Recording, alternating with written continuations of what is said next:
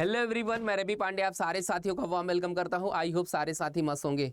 प्यारे साथी, जैसे सभी को पता है कि एसएससी हर साल अपना एक कैलेंडर जारी करता है और उस कैलेंडर के अकॉर्डिंग अपना एग्जाम करवाता है। वो चाहे सीजीएल हो, सीपीओ हो, या एमटीएस हो, या सीएचएसएल हो, या स्टेनोग्राफर का एग्जाम हो, या इवन कोई भी एग्जाम हो, वो अपना एक कैलेंडर जारी करता है और उस कैलेंडर के अकॉर्डिंग अपना एग्जाम कराता है। तो प्यारे साथी, आज हम जिसकी बात करेंगे वो है सीएचएसएल को लेकर के। जो आपका सीएचएसएल होता है उसको लेकर के आज हम बात करेंगे कि आखिर इसमें क्या क्वालिफिकेशन होती है, क्या इसका एज होता है, क्या इसकी कितनी पोस्ट होती है, क्या एग्ज़ाम पैटर्न आने वाला है। ये तमाम बातें आज के सेशन में देखेंगे, क्योंकि मई में आपका नोटिफिकेशन आ जाएगा और आप लोग पूरी मेहनत के साथ लग जाओ भाई, ठीक है।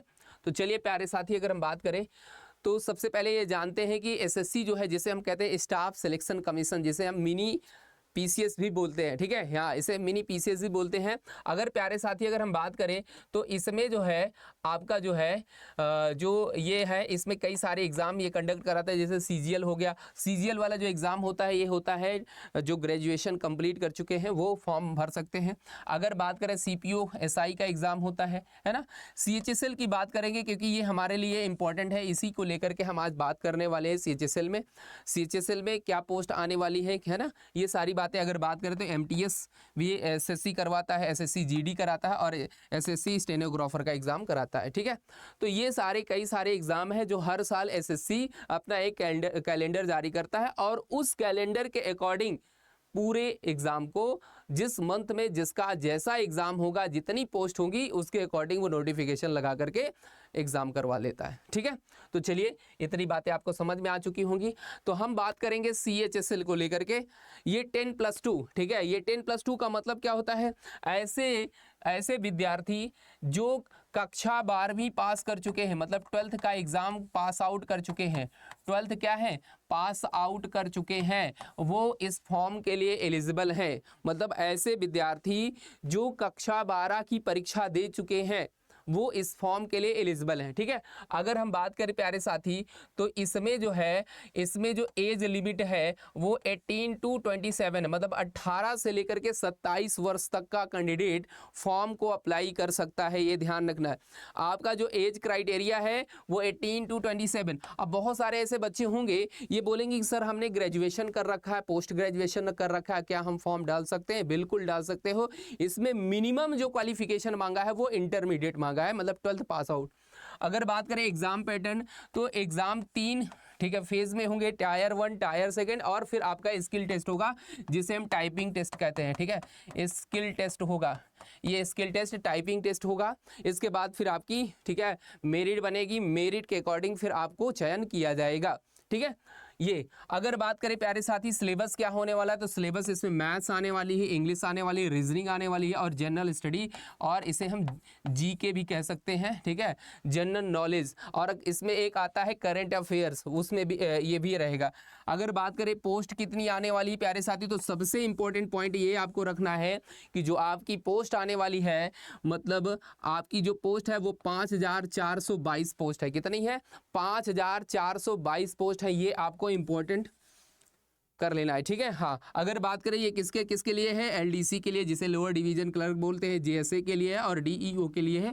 ये सारे पद जो है इसमें चयनित किए जाएंगे जो कैंडिडेट क्वालिफाई करेगा एग्जाम को, ठीक है। तो ये आपको याद रखना है कि कितने पोस्ट आने वाले हैं, 5422 पोस्ट। अगर बात करें सैलरी कितनी बनने वाली है, तो approx in 36,000 hand to hand, मतलब आपको जो सैलरी मिलने वाली है, हैंड टू हैंड जो सैलरी मिलेगी, है ना, वो लगभग 36,000 से स्टार्ट होगी सैलरी। फिर उसके बाद आगे ये सैलरी आपकी बढ़ती रहेगी, क्योंकि ये 5200 पे स्केल पर है। कितने? 5200 पे स्केल पर है, ठीक है। 52 से पे स्केल पर है और इसकी अच्छी खासी सैलरी हो जाती है। लगभग जब आप 2 साल कंप्लीट कर लेंगे तो आपकी सैलरी लगभग 60-70 हज़ार 80 हज़ार तक जा सकती है और प्रमोशन के भी चांसेस इसमें बनते हैं, ठीक है। तो ये आपको मैंने थोड़ा सा ब्रीफ में समझा दिया कि आखिर क्वालिफिकेशन क्या होने वाली है, एज लिमिट क्या होने वाली है, एग्जाम का पैटर्न क्या होने वाला है, अब पोस्ट कितनी है, ठीक है। आगे बढ़ते हैं। अब यहाँ पर थोड़ा सा हम एग्जाम का पैटर्न समझ लेते हैं कि आखिर एग्जाम किस तरह से होगा, क्योंकि टायर 1 का एग्जाम आपका पहले होगा, ठीक है। टायर 1 का आपका एग्जाम क्या होगा प्यारे साथी, पहले होगा। तो बात करें यहाँ पर कंबाइंड हायर सेकेंडरी लेवल, जिसे हम कहते हैं CHSL, इसका फुल फॉर्म है कंबाइंड हायर सेकेंडरी लेवल, जिसे हम CHSL भी कहते हैं। 10+2 का एग्जाम, ठीक है, के लिए अगर हम बात करें, इसके लिए एग्जाम का स्कीम है। तो यहाँ पर बात किया है कि the examination will consist of the computer based. अगर बात करें तो एग्जाम जो आपका होगा वो कंप्यूटर बेस्ड होगा, है ना, CBT टेस्ट होगा, ठीक है, CBT एग्जाम होगा, ये याद रखना है। CBT का मतलब कंप्यूटर बेस्ड टेस्ट, मतलब आपको जब एग्जाम देना है तो आप कंप्यूटर पर बैठ करके आपके स्क्रीन पर क्वेश्चन आएंगे और उसके आंसर आपको करना होगा, ये आपको याद रखना है, ठीक है। हाँ, अगर बात करें प्यारे साथी तो जो इसका क्वेश्चंस पूछने का तरीका होगा वो ऑब्जेक्टिव होगा। क्वेश्चन पूछने का तरीका क्या होगा, ऑब्जेक्टिव होगा, मतलब क्वेश्चंस आपके ऑब्जेक्टिव होने वाले, वो चाहे मैथ्स का हो, रीजनिंग का हो, ऐसे क्या कहते हैं आपका, चाहे इंग्लिश हो या GK या GS हो, ठीक है। अगर बात करें प्यारे साथी तो इसमें जो टाइमिंग होगा वो लगभग 60 मिनट का टाइम होगा, मतलब 1 घंटे में आपको पूरा पेपर सॉल्व करना है। और अगर बात करें तो आपके 100, ठीक है, 100 क्वेश्चंस आने वाले हैं, 100 क्वेश्चन आने वाले हैं, जिसमें से आपके इंग्लिश में, ठीक है, इंग्लिश की अगर बात करें तो इंग्लिश में 25 क्वेश्चंस आने वाले हैं। जनरल स्टडी की अगर बात करें तो 25 क्वेश्चन इसमें आने वाले हैं, ठीक है। क्वांटिटेटिव एप्टीट्यूड जिसे हम, ठीक है, हाँ, जिसे अगर हम बात करें प्यारे साथी, जिसे हम रीजनिंग कहते हैं, रीजनिंग के 25 क्वेश्चन आने वाले हैं। और आपके जो क्या कहते हैं GK का जो पार्ट है, इसमें भी आपके क्या है 25 क्वेश्चन आने वाले हैं। मतलब टोटल क्वेश्चन आपके कितने आने वाले हैं, 100 क्वेश्चन। मैंने आपको जस्ट अभी बताया कि 100 क्वेश्चन आने वाले हैं और हर एक प्रश्न जो है 2 नंबर का होगा, ये भी आपको याद रखना है। हर एक क्वेश्चंस कितने नंबर का होगा, 2 नंबर का होगा। तो आपका ओवरऑल अगर पेपर की बात करें तो 200 मार्क्स का होगा, ठीक है। मैक्सिमम मार्क्स जो होगा जो होगा 200 मार्क्स का होगा, ठीक है, 200 मार्क्स का होगा, क्योंकि 100 क्वेश्चन आएंगे लेकिन हर एक क्वेश्चन 2 नंबर का होगा। ओके, ये आपको याद रखना है। तो आपका 25 क्वेश्चन रीजनिंग का रहेगा, 25 क्वेश्चन इंग्लिश का रहेगा, 25 क्वेश्चन मैथ का रहेगा और 25 क्वेश्चन GS का रहेगा, है ना। GS में आपका जानते हैं कि पूरा कंप्लीट आएगा, इसमें आपका हिस्ट्री, ज्योग्राफी, सिविक्स, है ना, पॉलिटिक, और इसमें आपका साइंस का भी जुड़ जाता है ना, ये सारी चीज़ें जुड़ जाएंगी। और इसमें सबसे इंपॉर्टेंट पॉइंट क्या रखना है प्यारे साथी, इसमें से आपके नेगेटिव मार्किंग भी कटेंगे। अगर आप हर एक क्वेश्चन को गलत करते हैं तो 0.50 मार्क्स आपके क्या है, काट लिए जाएंगे सही आंसर के। तो ये भी आपको याद रखना है कि नेगेटिव मार्किंग ना होने पाए, क्योंकि नेगेटिव मार्किंग होने से आपके मार्क्स कम हो जाएंगे। तो जो क्वेश्चंस आपको आ रहा है उसी क्वेश्चंस का आंसर करना है जिसमें कॉन्फिडेंस हो।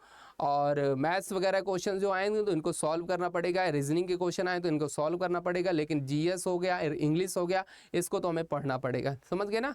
तो ये आपको याद रखना है कि नेगेटिव मार्किंग है, और नेगेटिव मार्किंग के चलते आपको जब क्वेश्चन श्योर लगे कि हाँ इसका यही आंसर होगा तभी आपको सही आंसर मानना है। अगर आपको लगे कि डाउट है तो आपको क्वेश्चन का आंसर नहीं करना, ठीक है। तो ये प्यारे साथी मैंने आपको बता दिया कि नोटिफिकेशन आने वाला है, आप लोग पूरी तरीके से तैयारी में लग जाओ, क्योंकि समय कभी किसी का इंतजार नहीं कहता। कहते हैं ना, time travel fast sooner than sound, समय की गति आवाज़ से भी तेज है। हमें समय को हर क्षण प्रतिक्षण पकड़ने की ज़रूरत है। तो आपके लिए भाई ये खुशखबरी है कि नोटिफिकेशन आने वाला है और आप लोग पूरी ऊर्जा के साथ, पूरी एनर्जी के साथ पढ़ाई में लगे होंगे, बस इंतज़ार कर रहे होंगे कि कितनी जल्दी नोटिफिकेशन आए। तो वो भी आपका समय आने वाला है, कुछ ही दिन बचे हुए नोटिफिकेशन आ जाएगा और उसके 1-1.5 महीने के बाद एग्ज़ाम अपना करवा लेगा SSC CHSL, ठीक है। तो आप लोग भाई मेहनत करिए और सारी चीज़ों को एक बार रिवाइज कर लीजिए, प्रैक्टिस सेट वगैरह लगा लीजिए। फिर मिलेंगे, तब तक के लिए मस्त रहिए, स्वस्थ रहिए। Love you all, best of luck.